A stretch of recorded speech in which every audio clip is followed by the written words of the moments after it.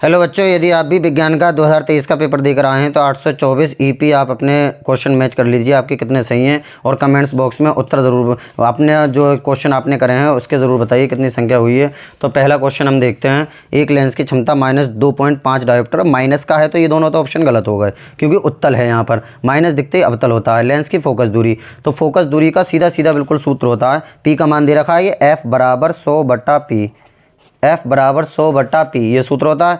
F बराबर 100/P का मान है माइनस का 2.5, पॉइंट हटा लेंगे, जीरो बढ़ा लेंगे, 25 चौका 100, ये जीरो ऐसी, तो F बराबर कितना आ जाएगा माइनस के 40 सेमी, यानी 40 सेमी। ऑप्शन ए हमारा राइट आंसर हो जाएगा। दूसरा क्वेश्चन देखते हैं। दूसरा क्वेश्चन क्या है। एक वैद्युत शक्ति, यदि वैद्युत शक्ति P तथा प्रतिरोध R से व्यक्त होता है तब वैद्युत धारा व्यक्त होती है। तो सूत्र जो होता है वो P बराबर I²R होता है। यहाँ से वैद्युत धारा पूछी गई है यानी I का मान, तो R नीचे आ जाएगा यानी P/R बराबर I²। जब इसका वर्गमूल लिया जाएगा तो ये अंडर रूट में पहुँच जाएगा, P/R और बराबर कितना हो जाएगा ये I, यानी P/R अंडर रूट में I बराबर, यानी ऑप्शन नंबर डी हमारा राइट आंसर हो जाएगा। अगला क्या है।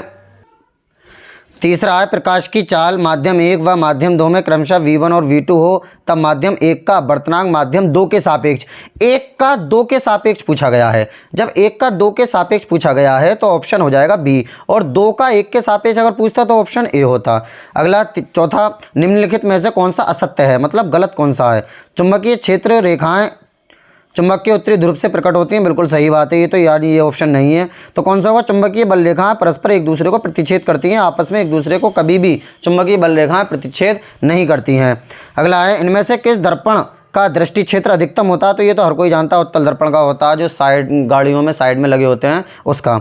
अगला, R व 2R ओम के प्रतिरोधों को श्रेणी क्रम में जोड़ने पर कुल प्रतिरोध R1 तथा समांतर क्रम में जोड़ने पर R2 है। यानी हम श्रेणी क्रम में जब जोड़ेंगे तो R1 बराबर डायरेक्ट जोड़ देंगे 2R और R कितने हो जाएंगे 3R, R1 ये आ जाएगा। और R2 जब समांतर क्रम में जोड़ेंगे तो इस तरह से लिखेंगे 1/R2 बराबर 1/R प्लस 1/3R, 1/3R। इसका लासा आ जाएगा 3R, ऊपर ऐसे ही उतर जाएगा, R से R कट जाएगा, ऊपर कितने आ जाएंगे 3, सॉरी 1/2R, 2R है यहाँ 2R, तो 2R लासा आएगा इसका, तो 2R 2 ऊपर आ जाएंगे प्लस 1, तो कितना हो जाएगा 3/2R। ये किसके बराबर हो गया 1/R2 के बराबर। तो R2 बराबर हो जाएगा कितना 2R/3। अब कह रहा है R1/R2 पूछा गया है, तो R1/R2 बराबर कितना हो जाएगा, R1 है 3R और बटा R2 हमने ये निकाल लिया 2R/3, तो R से R कट जाएगा, 3 कूद के ऊपर पहुंच जाएंगे, 3 3 9/2, 9/2 ऑप्शन बी हमारा राइट आंसर हो जाएगा। किसी वृत्ताकार कुंडली में फेरों की संख्या n गुना बढ़ने पर कुंडली के केंद्र पर चुंबकीय क्षेत्र n गुना बढ़ता है। क्या हो जाता है, n गुना बढ़ जाता है। अगला, CH3CH2OH का IUPAC नाम है, क्या नाम है IUPAC, एथेनॉल, एथेनॉल। अगला, निम्नलिखित में से दहन अभिक्रिया है। तो दहन अभिक्रिया कई बार बताइए, मैथेन का दहन, तो ये वाली अभिक्रिया दहन अभिक्रिया हो जाएगी सी। किसी समूह में नीचे ऊपर से नीचे आने पर परमाणु का साइज बढ़ता है, क्योंकि समूह में नीचे आने पर एक नया कोष जुड़ता जाता है। जैसे मान लो हम पहला वाला ले रहे हैं ही हाइड्रोजन, तो एक ही कोष होगा क्योंकि एक होगा, और जैसे 2H फिर हीली Li ले रहे हैं तो कितना हो जाएगा 2, एक दूसरा कोष जुड़ जाएगा, तो नया कोष जुड़ता जाता है। Option A. Plaster of Paris का सूत्र CaSO4 × 1H2O, plaster of Paris का ये क्या हो जाएगा, सूत्र हो जाएगा।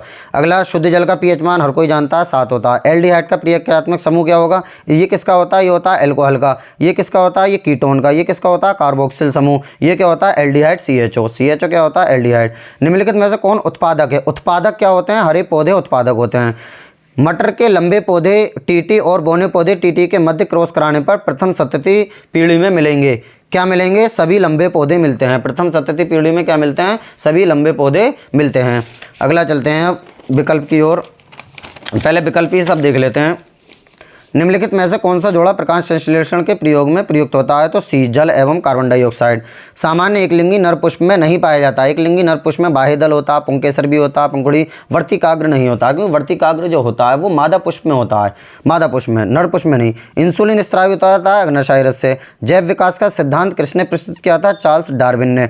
जीवाश्म ईंधन जलने पर देता है, क्या देता है, कार्बन के ऑक्साइड, नाइट्रोजन के ऑक्साइड, सभी देता है तीनों यानी। तो इस तरह ये हमारे 20 विकल्प थे। आप कमेंट्स बॉक्स में ज़रूर बताइए कि आपके कितने विकल्प सही हुए हैं। उसके बाद हम पेपर देखते हैं आगे और क्या क्या चीज़ है। एक अवतल दर्पण किसी आभासी प्रतिबिंब प्राप्त करने के लिए किरण आरेख बनाइए, इस दर्पण का एक उपयोग लिखिए। तो हम इस तरह से जब दर्पण बनाते हैं अवतल दर्पण, तो यहाँ पर होता है ध्रुव P, यहाँ F होता है, यहाँ C होता है। तो आभासी प्रतिबिंब जब बनता है जब यहाँ पर वस्तु रखी जाती है ध्रुव के और फोकस के बीच में। उसके बाद किसी प्रिज्म से श्वेत प्रकाश के विक्षण की क्रिया चित्र बनाकर समझाइए। तो क्या, तो बहुत ही आसान, सब बहुत ही आसान क्वेश्चन है। 4 नंबर का चित्र बना के और समझा देना कि जब कोई श्वेत प्रकाश की किरण के प्रिज्म से टकराती है तो वह 7 रंगों में विभक्त हो जाती है। ओम का नियम, ये तो मोस्ट इंपोर्टेंट बताया था क्या। वैद्युत परिपथ की सहायता से नियम का सत्यापन भी कीजिए। तो ओम का नियम भी लिखिए और इसका सत्यापन भी हमें करना है। अगला क्या है, वैद्युत चुंबकीय प्रेरण घटना क्या है। वैद्युत चुंबकीय प्रेरण की घटना लिखनी है और इस घटना से संबंधित फेराडे को प्रयोग को समझाइए। इस घटना से संबंधित फेराडे के प्रयोग को समझाइए, यानी वैद्युत चुंबकीय प्रेरण की घटना लिखनी है, फेराडे के नियम लिखना। बहुत ही आसान क्वेश्चन है 6 नंबर का। किसी परिनालिका में विद्युत धारा उत्पन्न करने के लिए चुंबकीय क्षेत्र की चित्र द्वारा समझाइए। अब उसके बाद आता है केमिस्ट्री का। दैनिक जीवन में पीएच का महत्व, ऊष्माक्षेपी रासायनिक अभिक्रिया। तो दैनिक जीवन में पीएच का महत्व लिख देंगे और ऊष्माक्षेपी रासायनिक अभिक्रिया। बहुत ही आसान है दोनों। एथेनोइक के 2 रासायनिक समीकरण लिखिए। तो एथेनोइक के इस पूरे पेपर का हम सॉल्यूशन भेजेंगे। एथेनोइक की 2 रासायनिक अभिक्रियाओं का समीकरण बहुत ही मोस्ट इंपोर्टेंट मैंने ये बताया था। और ये जिप्सम, बेकिंग सोडा, ये सब इंपोर्टेंट बताए गए थे और यही आए हुए हैं सब।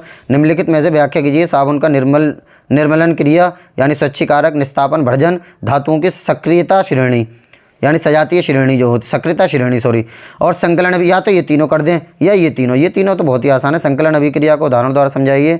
आधुनिक आवर्त सारणी की विशेषताएं, सिनापकर से मरकरी प्राप्त करने की रासायनिक अभिक्रिया लिखिए। तो इस तरह ये हमारा केमिस्ट्री का पेपर आया था। तो अभी इसका पूरा सॉल्यूशन हम आपको कराएंगे। आप अपने कमेंट्स बॉक्स में ज़रूर बताइए कितने आपके क्वेश्चन सही हुए हैं।